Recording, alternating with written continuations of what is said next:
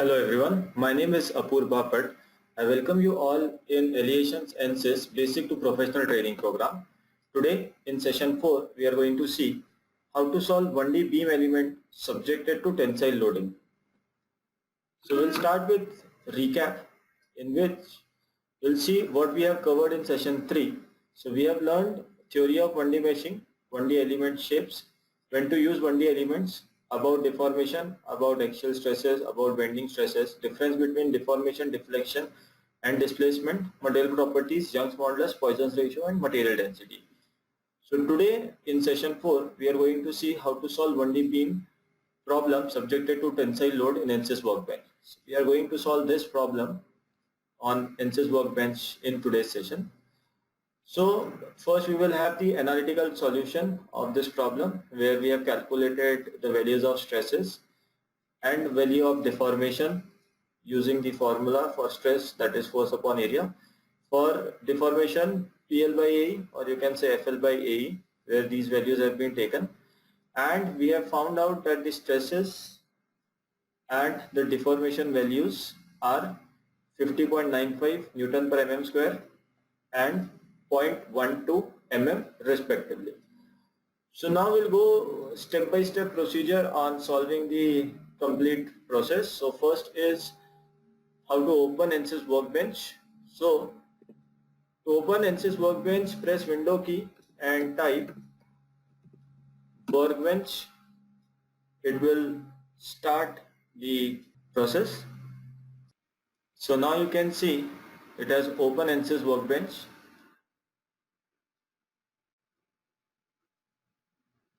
Here on this side you can see analysis system panel which contains the list of analysis which you can perform using ANSYS workbench.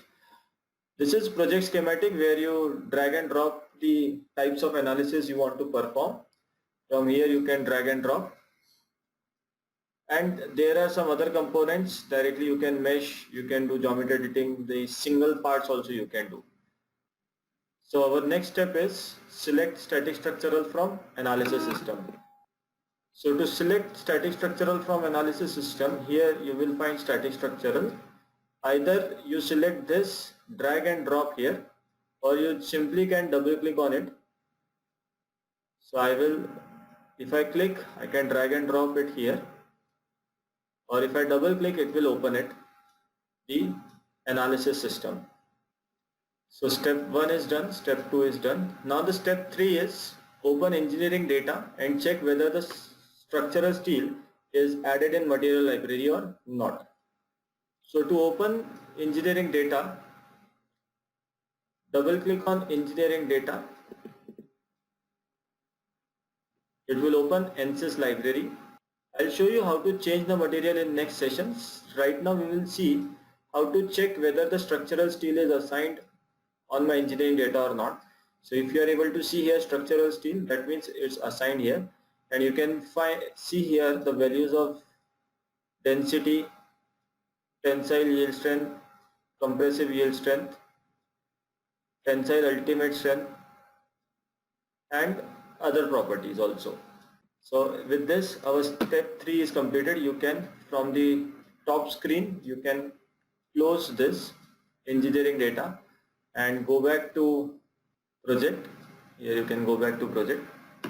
So my step 1, 2, 3 is done. Now I am into step 4 where I have to click on geometry and open design modeler. So to open design modeler, right click on geometry and select new design modeler geometry. At the bottom of the screen you can see it is showing a message that starting design modeler. It will take some time to open design modeler. Design modeler is used to create geometry, or you can import geometry and perform geometry operations in design modeler. So my step 1, 2, 3, 4 is done. Now I am into step 5, which is create a sketch. So while you are in design modeler, the first step is to change the unit system as per the unit system given in your problem statement. So in my problem statement the unit system is given as mm, where right now my unit system is meter. So to change the unit system, go to units and from here you can change this to millimeter. So now you can see my unit system has been changed to millimeter.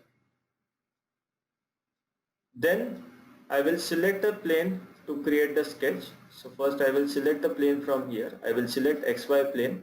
So to select XY plane, I will right click on XY and say look at. So I have selected XY plane. Now to create a sketch, go to sketching.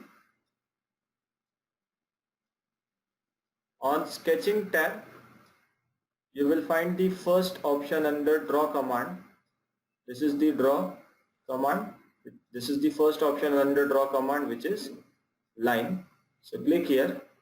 On GUI, just click somewhere and first click on some point, and then you will see H on the line. If you are seeing H on the line, that means it is going to create horizontal line. If you see V on the line, then it's going to create vertical line. So if you are seeing H on the line, second click on somewhere so that your sketch is ready. But you don't know the dimension of the sketch. So I need that sketch of length 500 mm. So I will click on dimensions to specify the length of this sketch to be 500 mm. So under dimensions, once you click on dimension, it will open dimension tab. Under dimensions, click on general. Once you click on general, then click on this sketch what you have created. Either drag and drop to specify the dimensions. Once you select, it is showing H1, and the value of H1 you can change it from this. In details view, you can find the dimension of H1. From here you can change the value of H1. Currently it is saying that the sketch length is 169.86. So if you want, you can change it to 500 mm, which is the length of my problem statement. So once the length of the sketch is changed, you can see the sketch is going out of my GUI. So to bring that or to fit to screen, you can click on this button, that is for fit to screen, or you can simply press F7 from keyboard to fit to screen the model. So you can see my entire model is fit on the screen. So now I am done with step 1 to 5. Now I will convert this sketch into line body. So to convert a sketch into line body, click on concept. At the top you will find a concept option. Click on concept. On the second option you will find lines from sketches. Once you click on lines from sketches, a new option, that is line 1, will be added. Either you can change the name if you want to first, and then select the base object, which sketch you want to convert it into line body. Here you can see there are no parts, no bodies. So my CA softwares only understand parts and bodies. So that's why I want to convert this sketch into line body. So I will select this sketch and say apply. So I have told my software that I want to convert this sketch into line body and say generate. So once you click on generate, in one part, one body section, you can see, if you click on this plus button, you can see a line body has been created. Once you click on line body, you can see the cross section is not assigned, but my line body is generated. So now I am done with step 1 to 6. Step 7 is create circular cross section. So how to create a circular cross section we'll see now. To create a circular cross section, click on concept. Once you click on concept, go to cross section. Here all the predefined cross sections are there. You can create your own cross sections also. So I have a cross section which is circular, which is predefined here. So I will click on circular. It will ask, once you click here, you can see in the model tree a new section has been added, that is cross section, with saying circular 1, and you have to just give the radius. Rest all the parameters of regarding with this is being calculated by the software itself. So in my problem statement, the dia is 50, so I will use radius as 25 mm. Again I can fit the fit to screen, this cross section. Then I will click on line body. I have to assign this cross section to this line body. So to assign the cross section to this line body, I will click on line body, and on the yellow box where the cross section not selected is written, if you click on this yellow box, a drop down button will come. Here you can see a drop down button. Click on this drop down button and select circular one. So once you select the circular one, my cross section has been assigned to the line body. In ANSYS you can see how the cross section is look like. So you can go to view. In view option, you can click and say cross section solids. So once you click on cross section solid, you can see how this cross section will look. So with this I have done with step 8, that is linking the cross section with line body. Now I'll go to step 9, which is opening mechanical. So once my line body along with the cross section is done, I will go back to workbench. So to go back to workbench, you can click on this icon, that is workbench icon, and to open workbench, double click on model. Once you double click on model, again at the bottom you can see it is showing a message that starting mechanical. It will take some time to open mechanical. Okay, so you can see the mechanical has been open. Now it's showing the tips, so you can close these tips from here. This is my workbench window. If you are able to see this live in white color, so you can change the display geometry to the color whatever you want. So if you say body color, so it will say body color. If you say by cross section, if you say something else, it will show the colors, the display colors by something else. So you can change the colors as per your requirement. Now here you can see a geometry has been, there is a tick for the geometry, that means everything regarding the geometry is set. Then it is showing what material you have selected. Here it is showing what cross section you have selected. It has taken global coordinate system, here you can see. So now I have to create meshing. So to create mesh, right click on mesh and say generate mesh. So right click on mesh and say generate mesh.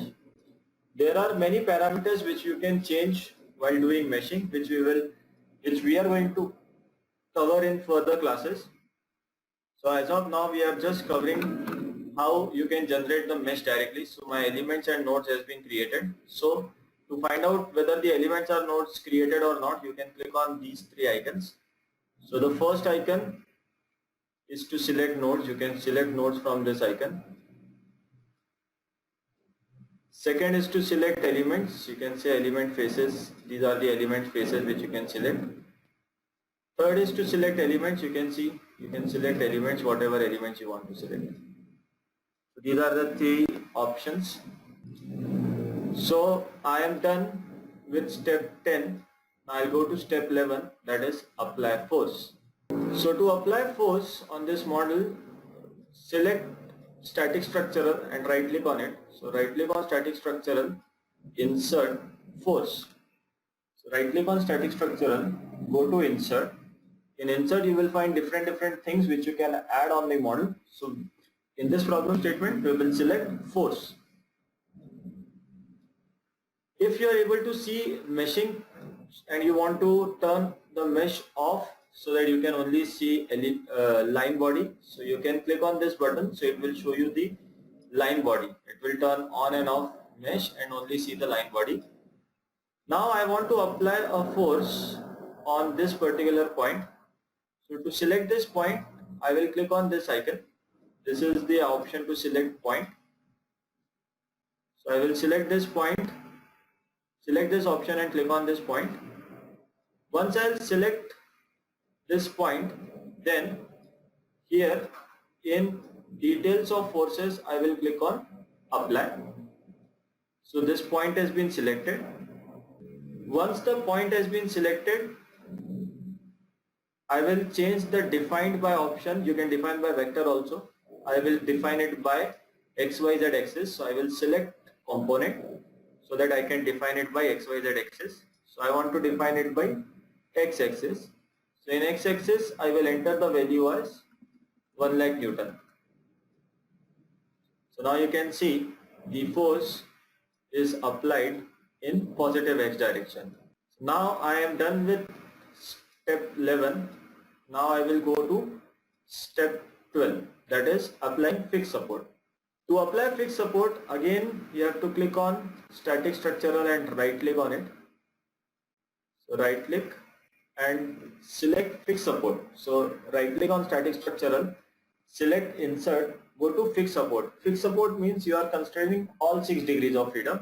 In case you want to constrain some other degrees of freedom, how you can do that, we are going to cover in further sessions. So once you select fixed support, then again as per the problem statement I want to apply fixed support on this point. So I will again select this option and click on this point. So I have selected this point. Then I will say apply. So once I click apply, this option has been fixed, or this point has been fixed. So in the model you can see where you have applied constraint and where you have applied forces. If you left click on static structural. So once you left click on static structural, it will show you both. That is, this here the force is applied and here the constraint is applied. So now I am done with step 12. Now I'll go to step 13, which is defining output. So as per my problem statement, I need deformation as well as stresses. So to find out the values of deformation and stresses, you have to define it in solution. So right click on solution, go to insert, deformation total. You can also specify directional deformation. So right now I'll select, right click on solution, insert deformation total. So it will give total deformation. I will select directional deformation also, so that I can select XYZ axis, whatever axis in which you want to see the deformation. So you can see that I will select X axis because my load is in X axis. Now to find out the values of stresses in ANSYS, you have to go to right click on solution, go to insert, in beam tool click on beam tool. In beam tool option you will have a plus button here. You click on this plus button. Here you will find 3 options. One is direct stresses, minimum combined stress, maximum combined stress. Direct stresses are axial stresses. So if you have applied axial loading and want to see axial stresses, select direct stresses. Minimum combined, maximum combined are bending stresses.